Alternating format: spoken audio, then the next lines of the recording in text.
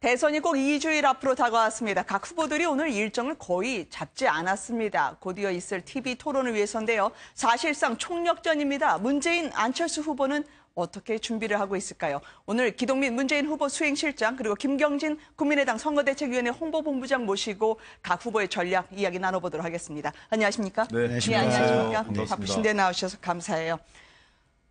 안철수 국민의당 후보 측은 오늘 꽤 준비를 하는 게 있어 보이던데요. 그간 목격됐던 일명 돌아서 상대를 치는 전법 아니면 일명 셀프 네거티브 전법. 어떤 카드일까요? 먼저 들어보시겠습니다.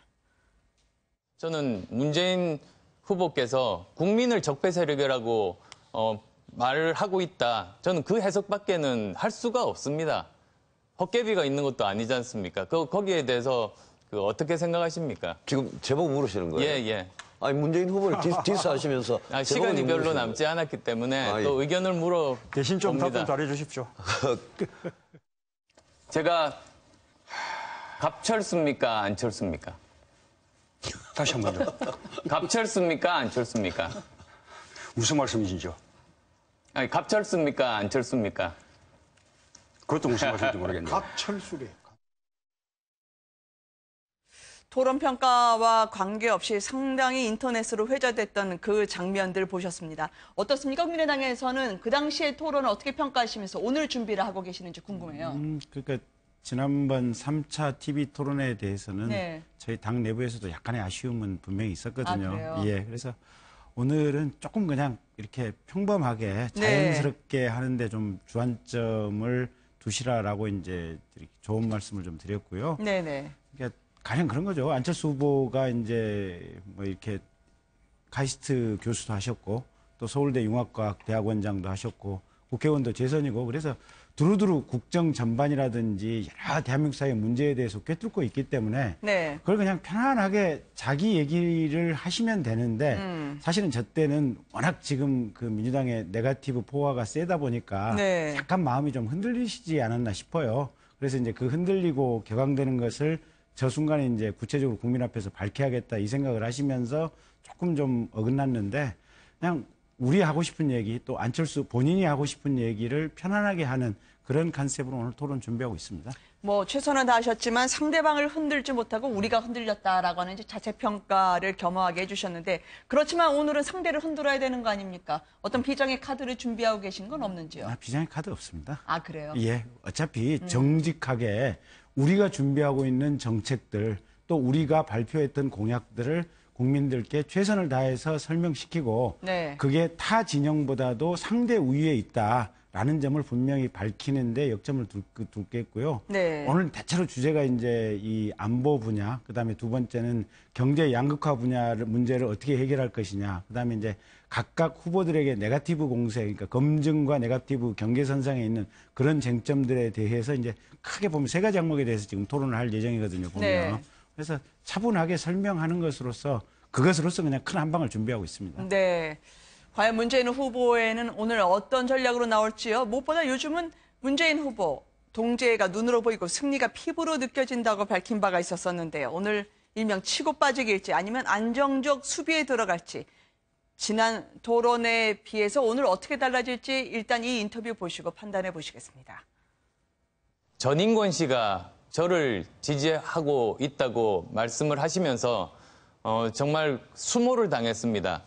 문재인 후보님 그 지지자들로부터 심지어 적폐 가수라는 그런 말까지 들었습니다. 그런 식으로 정치적 입장을 달리한다 그래서 그런 식의 어떤 폭력적이고 모욕적인 그런 식의 문자 폭탄을 보낸다면 그것은 옳지 않다라는 말씀을 드렸죠.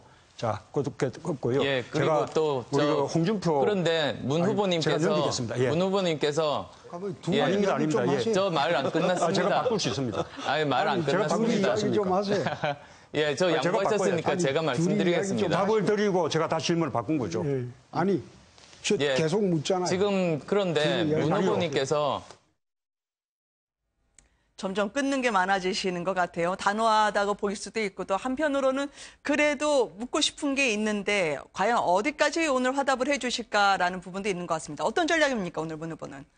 먼저 좀 이렇게 대한민국의 미래를 설계하고 네. 촛불광장에서 표출된 뭐 적폐청산, 또 네. 국민 통합, 좀 더 정의롭고 공정한, 공평한 대한민국을 염원하는 네. 국민들이 보시기에는 대통령 후보들이 하는 토론회 치고는 참 전라도 말로 참 거시기하다 이런 생각들이 많이 들었어요. 네. 좀 더 미래지향적이고 그리고 정책을 가지고 국민들과 함께 어떤 공통분모로 만들어 나가는 그런 생산적인 토론이었으면 참 좋았겠다 이런 네. 느낌이 듭니다.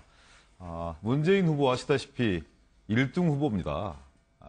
그렇기 때문에 많은 그 다른 타당의 후보들로부터 공세에 시달릴 수밖에 없는 그런 상황이라고 생각하고요. 네. 마음은 저희들은 그렇게 묻고 있습니다. 대통령은 아니지만 대통령이 야사당 대표들과 회담하면서 의견들을 주고받는다. 이런 마음으로 좀 이렇게 정제되어서 임할 필요가 있는 거 아니겠는가라는 그런 생각을 하고요. 네. 15명의 후보 그리고 오늘 토론하는 5명의 후보 중에 유일하게 국정 운영 경험을 가지고 계신 분입니다. 한 번의 과정을 거친 더 준비된 후보이기도 하고요. 그리고 민생, 통합, 그리고 안보, 남북관계 이런 부분들을 그 누구보다 성실하게 준비하고 차분하게 준비해서 국민들에게 안심하시고 문재인에게 그리고 더불어민주당에게 믿고 맡겨주시라는 이런 네. 말씀을 드리는 것을 지금까지 그래왔듯이 일관되게 그렇게 설명할 예정입니다. 이제는 적폐가 아니라 통합으로 가겠다라는 취지로 저희가 들리던데요. 그럼에도 불구하고 우리 편이 아니면 적대적으로 간다라는 취지로 오늘 국민의당에서 논평까지 나왔던 게 있던데 유엔 인권안보 결의안과 관련해서 회고록을 냈던 송민순 전 총장, 이제는 총장직을 그만두셔서요. 전 네. 총장인데 문재인 캠프 측에서 용서하지 않겠다라는 메시지, 일명 보복성 메시지를 받았다라고 이야기를 했습니다. 네. 일단 국민의당에서 어떻게 보시는지 그리고 민주당의 의원님께 또 여쭤보도록 하겠습니다. 그건 뭐 사실 놀랍지도 않고요. 그냥 일상화가 돼 있으니까요. 아, 뭐가 일상화가 된 거죠? 저런 식의 문자 폭탄 받는 거예요. 아, 네. 그러니까 엊그제 지금 그러니까 2차 TV 토론회가 끝나고 나서 정의당 마비됐다는 거 아니겠습니까? 네. 항의 전화, 홈페이지 댓글 완전히 쑥대밭이 됐다는 거 아니겠습니까? 그래서 심지어는 3차 TV 토론회 때 지금 심상정 후보가 아예 그냥 그 문재인 후보에게 굴종적인 자세로 TV 토론에 임했다 무슨 이런 식의 시니컬한 지금 비판이나 글들도 돌아다니고 있고 또 민주당 내부 당내 경선을 할 때도 안희정 지사 측에서 얘기했던 내용 또 박영선 의원이 얘기했던 내용 그런 것들이 다 일맥상통하거든요. 그리고 저희 국민의당도 지난번에 탄핵 발의할 때 12월 2일 날 받았던 문자 폭탄이라든지 뭐 이런 것들 또 국민의당이 민주당에서 떨어져 나오게 된 계기가 이 친노나 친문들이 저렇게 폐쇄적이고 굉장히 공격적인 성향을 보이면서 이게 떨어져 나오게 된 계기가 된 것이거든요. 그래서 네. 뭐 저희가 보기에는 뭐 그리 놀라운 상황은 아니고요. 그냥 평소에 흔히 보던 상황이 다시 반복이 된 건데 어쨌든 분명히 지적할 것은 지적해야겠다 싶어서 이번에 논평으로 지적을 하게 된 겁니다. 아, 어떻습니까? 지금 직접 한번 제가 들어봐야 될 것 같은데요. 기동민 실장님으로부터요. 네네. 그 문자 폭탄 그리고 어떤 격렬한 어떤 말 이런 부분들이 정치 발전에 뭐 득이 된다 이렇게 누가 생각하겠습니까? 그리고 그런 문화 적절하지도 않고 바람직하지도 않다는 얘기를 누차 얘기를 했습니다. 네. 문재인 후보 말씀으로도 직접 그랬고 그리고 그런 부분들이 오히려 당내 통합과 대한민국 정치 발전에 도움이 되지 않는다는 부분들을 누차 말씀드렸어요. 당 차원의 조직적인 행동들이 아니고 소수 이 일부에서 진행되고 있는 그런 부분들에 대해서 과도하게 규정을 하고 그것이 당 네. 전체의 분위기처럼 몰아가는 것 그리고 또 그것 때문에 분당이 되었다 이렇게 말씀 주시는 건 좀 과하다는 그런 느낌이 들고요. 그리고 정의당과 심상정 후보를 모욕하는 발언입니다. 그렇게 말씀 주시는 것은 정의당과 심상정 후보의 고유의 가치관에 근거한 그런 판단이고 그런 노선의 어떤 이 정립인 것이지 어떤 이 당의 문자 폭탄 때문에 일부 지지자들의 문자 폭탄 때문에 시달려서 이렇게 했다라고 얘기 주시는 건 저는 정의당과 심상정 후보를 모욕하는 것이다 이런 말씀을 드리면서 원래 말씀드리려고 했던 부분은 송민순 회고록 문제 아니겠습니까? 네. 한편으로는 좀 되게 안타까워요. 이 시기에 참여정부의 고위공직을 맡았던 분이 국가기록물관리법 위반 그리고 또 국가기밀 누설, 명예훼손 이런 정치적 논란을 감수하면서까지 제2의 어떤 그 색깔론에 연상시켜는 이런 정치적 행동을 왜 할까?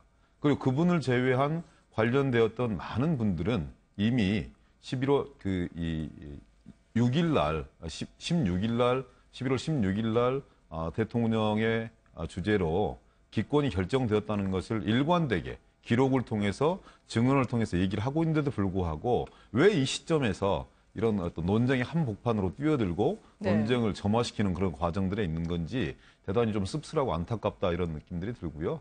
좀 이렇게 이성적이었으면 좋겠습니다. 그리고 또 국민의당 또한 이건 즐길 일이 아니라고 봐요. 그리고 저는 불과 10년도 되지 않은 일이긴 하지만 이렇게 어찌 보면 대단히 권력 내부에서 통치권적 차원에서 행해졌던 일들이 진실이라는 미명하에 국민들 앞에 낱낱이 밝혀지는 것이 과연 대한민국의 외교력을, 외교 협상력들을 증대시키는 데 어떤 도움이 되는지 한번 판단해 봐야 됩니다. 과연 이런 당국자들의 행태가 외교 당사자, 예를 들어서 북한이라든지 미국이라든지 중국이라든지 이런 사람들에게 어떤 불신을 줄 수 있겠습니까? 그래서 저는 네. 정치적 목적으로 활용할 것이 아니라 외교의 근간들을 새롭게 정립하고 남북 관계들을 새롭게 정립해 나가는 그런 방향으로 삼아야 되는 것이지 이걸 가지고 정치적 생채기 내기를 계속하는 것이 결코 국민 통합과 남북화의 진전 이런 부분들에 도움이 되지 않는다 이런 말씀을 힘주어 강조하고 싶습니다. 김경진 의원님 계속 쓰시면서 말씀하시는데 제가 막았어요. 네, 이제 네. 말씀하셔야 됩니다.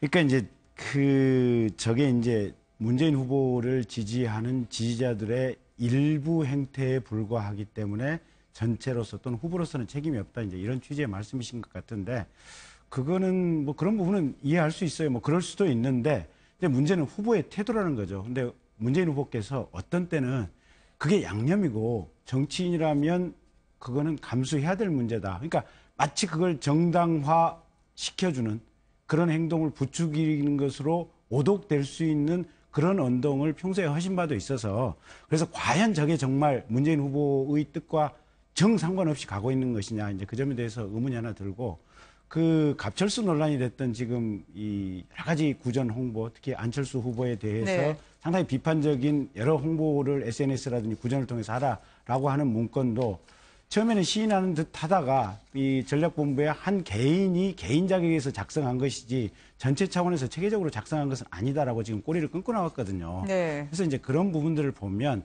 민주당이 과연 제대로 하고 있고 정말로 이 폐쇄성이라든지 이런 부분을 벗어났는지 거기에 대해서는 일정 정도 비판을 분명히 할 수 있겠다라는 게 하나 있고요. 네. 이제 송민순과 관련해서는 왜 이 시점에 지금 논란이 됐느냐. 실은 근데 기억을 우리가 회고해 보면 송민순 회고록이 나왔을 때 한 3년 전쯤에 똑같은 문제가 그대로 있었어요. 그때도 한참 논란이 되다가 수면 아래로 가라앉았었고 네. 이번에도 송민수 씨 본인이 그 이슈를 주도적으로 꺼냈던 것이 아니고 TV 토론에서 유승민 후보가 그 문제를 꺼내고 거기와 관련해서 기사가 나오기 시작하면서 송민수 씨가 내가 알고 있는 진실은 이런 것이다라고 책에 써 있는 내용과 더불어 그 메모를 그때 책 출판했을 때 한번 공개를 했고 논란이 됐다가 이번에 다시 한번 얘기를 했었던 것이에요. 그래서 이 시점에 굳이 논란이 만들어진 것은 아니다. 그리고 이거는 후보자의 도덕성, 진실을 얘기하는 부분에 대한 문제인데 송민순이 거짓말을 하거나 문재인 후보가 거짓말을 하거나 둘 중에 하나는 거짓말을 하는 것이다. 그래서 누가 거짓말을 한 것이냐. 그런 차원에서 조금 명확하게 됐으면 좋겠다라는 것이 바람이죠. 이렇게 그러면 질문을 다시 돌려볼게요. 왜냐하면 이 정치적 논란이 되고 있는 부분인데 이게 사법기관으로 넘어서면 이제 대선 전에는 규명이 어려운 거 아닙니까? 그러면 관련 청와대 문건이라든지 국정원 문건을 한번 직접 공개를 하자. 국회 차원에서 뭐 상임위의 논란, 국민의당 측에서 아마 제안했던 것으로 알고 있는데 민주당에서는 입장이 어떻게 말씀 정리가 올리겠습니다. 됐나요? 이전에 김경진 의원께서 큰 차원의 후보의 어떤 책임 말씀 주셨어요. 네. 받아들입니다.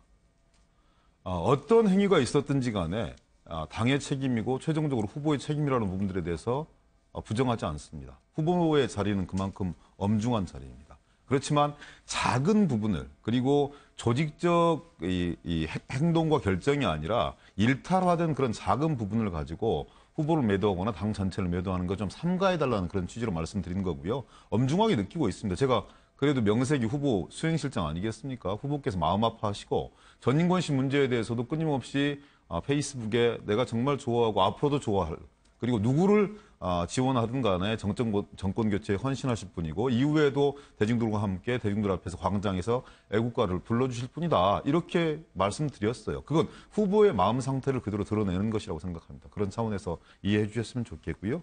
그다음에 관련 상임위 소집하자 이런 말씀 주셨잖아요. 안철수 후보도 얼마 전에 뭐 예를 들어서 환노위 그리고 또 교문위 이렇게 소집해서 다 한번 까보자. 또 일각에서는 국정원이 가지고 있는 관련 문서들을 공개하자. 또 대통령 기록물 이런 부분을 공개하면 되는 거 아니겠느냐.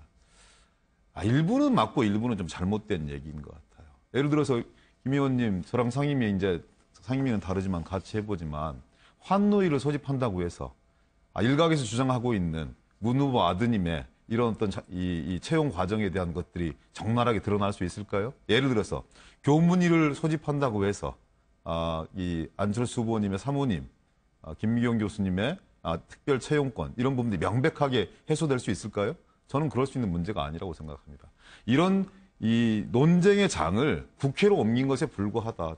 전혀 진실 규명과는 거리가 먼 정치적 공방의 장이 될 수밖에 없는 것이고 그런 부분은 진실을 규명한다기보다는 국민들에게 또다시 한번 정치적 혐오감을 증폭시켜낼 수 있는 그런 우려가 있다는 측면에서 별로 바람직한 해법이 아니다 이런 생각이 들고요. 저는 진실은 시간이 지나면 자연스럽게 규명될 수밖에 없는 문제라고 생각하고요. 그리고 정말 적절한 시점에 공당이 의견들을 모으고 국민적 의견들이 모여나가면 예를 들어서 대통령 기록물도 공표할 수도 있다고 보고 국정원도 적절한 과정과 절차를 거쳐서 공개할 수 있다고 봅니다. 네. 그때 과연 누구의 말이 진실인 것인지에 대해서 확인해 보면 저는 그런 그래서 상임위를 열어서 네. 민주당, 국민의당 또 바른정당이나 자유한국당도 지금 반대를 안 하고 있거든요. 그래서 필요한 자료들이라도 다 상임위에서 일괄 요청을 해서 언론에 공개하는 절차를 밟자. 그리고 언론에 공개되는 걸 가지고 국민들과 언론이 판단하도록 하자. 그러면 오죽 좋겠습니까? 꼭 상임위에서 그 자료를 받아서 논란을 하자는 얘기는 아니지 않습니까? 현실적으로 5월 4일, 5일이 아니 내일이라도 5월 가능하지 4일, 않습니까? 5일이 네. 그 사전 투표고요. 5월 9일이 그 뒤에 일주일 후면은 이제 대선이 이루어집니다. 과연 정말 선의와는 다르게 김 의원님이 말씀 주시는 선의와는 다르게 이런 상임위 차원의 논쟁 이런 부분들이 국민적 어떤 이 갈증들을 풀어낼 수 있는 그런 유력한 도구다 저는 이렇게 생각하지 않습니다. 그러니까 어쨌든 자료라도 받아서 다 공개해보자. 네, 그런 정도 그리고 말씀드리겠습니다. 판단은 국민께 맡겨보자. 네. 만약에 함께 하시지 않으면 계속 요구를 하실 계획이신가? 뭐 저희는 아니면 계속해서 반드시- 요구를 하고 있습니다. 아, 근데 아마 그래요? 민주당이 받을 것 같지는 않습니다. 네. 네. 오늘 토론에서 안철수 후보 측도 이 문제를 제기하나요? 굳이 제기할 필요는 없는 것 같습니다. 저희가 네. 이제 외부에서 대변인들이라든지 뭐 대표가 제기를 하면 되는 문제고 후보가 네. 그 문제를 제기할 필요는 없지 않나 싶습니다. 네. 그리고 송민순 전 총장의 문자 메시지 협박성이었다는 부분에 대해서는 실명을 공개하라라는 입장이시고요. 민주당에서는. 저는 어찌 보면 주변 문제거든요. 네. 중심과 줄기라기보다는 주변 문제이고 그리고 또 이렇게 자꾸 어떤 무엇인가 있다. 어떤 뉘앙스를 흘리는 것은 책임 있는 분의 태도가 아니라고 생각해요. 이왕 논쟁의 한복판에 뛰어드셨으면 네. 당신이 가지고 있는 이런 어떤 유력한 증거라든지 자료라든지 그리고 또 본인을 위해하려고 했던 이런 부분들이 좀 속 시원하게 국민들한테 공개해서 그런 것들이 잘못된 것을 지적하면 되는 문제입니다. 근데 아무것도 이렇게 근거를 드러내지 않은 채 이런 것들이 있다라고 말씀 주시는 것은 오히려 지금의 어떤 이 염증을 느끼고 있는 국민들에게 더욱더 실망감을 안겨줄 수밖에 없는 그런 사람들 아니겠냐 이런 생각들이 드네요. 국회의원인 저희들도 불편할 때가 좀 많거든요. 네. 그러니까 조금 뭐랄까 그래서 그거를 공개를 안 했다고 해서 그걸 뭐 비판할 것까지는 아닌가 싶습니다. 네. 김 의원님이 저렇게 말씀 주시니까 그만하겠습니다. 네. 목소리가 평소보다 절반이 줄으셨어요. 김경준 의원이 이 목소리가 쉴 정도로 뜨거운 대선 열기 제가 소리의 강도를 알 수 있었습니다. 오늘 네. 함께 해주셔서 고맙습니다. 두 네, 분 고맙습니다. 고맙습니다. 네.